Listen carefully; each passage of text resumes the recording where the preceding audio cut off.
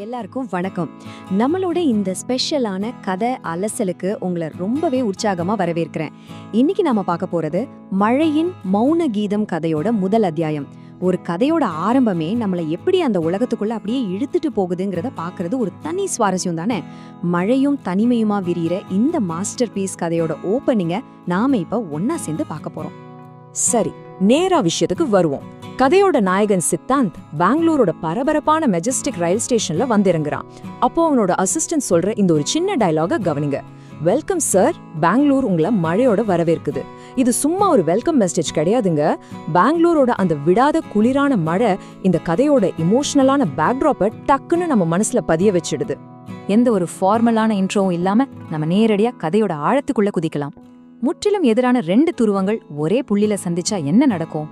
இந்த கேள்விதான் ஒட்டுமொத்த கதையும் நகர்த்துற மைய புள்ளி. முரண்பாடான வாழ்க்கை வாழ ரெண்டு பேர் ஒரே இடத்துல இணையும் போது ஏற்படுற அந்த எமோஷனல் போராட்டத்தை தான் ஆத்தர் நமக்கு கொடுக்க போறாரு அப்படிங்கறது இது ரொம்ப அழகா உணர்த்துது. இப்போ முதல் பகுதிக்குள்ள போலாம். மழையில் தொடங்கும் பயணம், கள அமைப்பு. ஆத்தர் எவ்ளோ பிரில்லியண்டா ஒரு சாதாரண பௌதிக பயணத்தை கேரக்டர்ஸோட மனப்பயணமா மாத்துறாருன்னு இங்க பாருங்க. காலையில மெஜஸ்டிக் ஸ்டேஷன், அப்புறம் மத்தியானம் டிராஃபிக் சிக்னல், மத்தியானம் ஷேடோஸ் ரெசிடென்சி, அப்புறம் ராத்திரி ஒரே பாடல். இது எல்லாமே அடுத்தடுத்து நடக்கிற மாதிரி இருந்தாலும் சினிமால வர்ற பேரலல் எடிட்டிங் மாதிரி ஒரு டெக்னிக் இது. காலையில இருந்து ராத்திரி வரைக்கும் இவங்களோட வாழ்க்கை எப்படி இணையா பயணிக்குதுன்னு இது நமக்கு காட்டுது. அடுத்து இரண்டாவது பகுதி, சந்திக்காத சந்திப்பு, சிக்னல் காட்சி.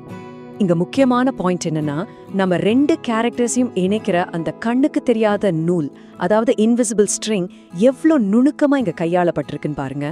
டிராஃபிக் சிக்னல்ல அந்த 10 செகண்ட்ஸ் கவுண்ட் டவுன் ஓடுது. 10, 9, 8. சித்தாந்தோட காரும் அதுக்கு நேர் எதிரே நிலா இருக்கிற கால் டாக்ஸியும் நிக்குது. மழை வெளுத்து வாங்குது. ரெண்டு பேரும் ஒரே மழையை பாக்குறாங்க, ஆனா ஒருத்தர் பாத்துக்கல. நிஜமாவே அந்த 10 செகண்ட்ஸ் நம்ம ஹார்ட் பீட்டை எகிர வைக்கிற மொமெண்ட். சிக்னல் கிரீன் ஆகுது, ரெண்டு காரும் ஒன்னா கிராஸ் பண்ணி போகுது. சில செகண்ட்ஸ்ல அந்த சந்திப்பு நடக்காமலே போயிடுது. இது ஒரு கிளாசிக்கான story telling technique, missed connection அப்படின்னு சொல்லுவாங்க. இவங்க எப்போ திரும்ப மீட் பண்ணுவாங்க, அந்த சந்திப்பு எப்ப நடக்குங்கிற அந்த எதிர்பார்ப்பை நம்மள மாதிரி படிக்கிறவங்களுக்கு இது பன்மடங்க அதிகமாக்கிடுது. மூன்றாவது பகுதி, மௌன வீடுகள், தனிமையான வாழ்க்கைகள். இப்போ கொஞ்சம் கதையோட ஸ்பீடை குறைச்சிக்கிட்டு அப்படியே ஒரு அமைதியான மூடுக்கு வருவோம். வெளியே கொட்டுற மழைக்கும் நிலாவோட வீட்டுக்குள்ள இருக்கிற அந்த கனத்த அமைதிக்கும் இருக்கிற கான்ட்ராஸ்ட் ரொம்பவே மனசு பேசுற ஒரு விஷயம். அவ போட்டுட்டு இருக்கிற அந்த சிம்பிளான கிரே கலர் ட்ரெஸ் அவளோட மனச்சோர்வை காட்டுது. 4 வருஷமா பேரலைஸ் ஆகி படுத்த படுக்கையா இருக்கிற அப்பா, அவகிட்ட எந்த எமோஷனும் இல்ல, ஏதோ ஒரு மெஷின் மாதிரி வேலை செய்யறா. ஃபேமிலியோட உட்காந்து சாப்பிடும்போது கூட அடுத்த நாள் டார்கெட்டை பத்தின சிந்தனை தான். அந்த வீட்ல அன்பான பேச்சே இல்ல, ஒரு பெரிய நிசப்தம் மட்டும்தான் இருக்கு. நான்காவது பகுதி, ஒரே பாடல் இரு இதயங்கள், முதல் அத்தியாயத்தோட கிளைமேக்ஸ். ராத்திரி நேரம் தனித்தனியா டிராவல் பண்ணிட்டு இருந்த ரெண்டு கதைகளும் திரும்பவும் ஒரு புள்ளியில இணையற மொமெண்ட் இது. இந்த 10 வருஷ பிரிவோட வெயிட்ட கொஞ்சம் நினைச்சு பாருங்க. ஒரு மாமாங்கமா பிரிஞ்சிருந்த அந்த பாரம் இந்த ராத்திரி நேர மழையோட சேர்ந்து திரும்பவும் அவங்களுக்குள்ள வலிய கலருது. ரெண்டு பேருக்கும் இடையில இருக்கிற அந்த பிசிக்கல் தூரத்தை இந்த இரவும் மழையும் சேர்ந்து எப்படி உடைக்குதுன்னு ஆத்தர் இங்க ரொம்ப அழகா காட்டியிருக்காரு. இது எவ்வளோ பிரமாதமா சொல்லப்பட்டிருக்குன்னு பாருங்களேன். கண்ணே கலைமானே கன்னிமயிலே என நேரமோ, இந்த எவர்கிரீன் மெலடி. நிலா தம் வீட்டு மாடியிலையும் சித்தாந்த் அவனோட ரூம்லயும் ஒரே நேரத்துல இந்த பாட்டை கேக்குறாங்க. இந்த பாட்டோட ஒவ்வொரு வரியும் அவங்களோட பழைய காயங்களை, 10 வருஷத்துக்கு முந்தைய ஞாபகங்களை அப்படியே தட்டி எழுப்புது.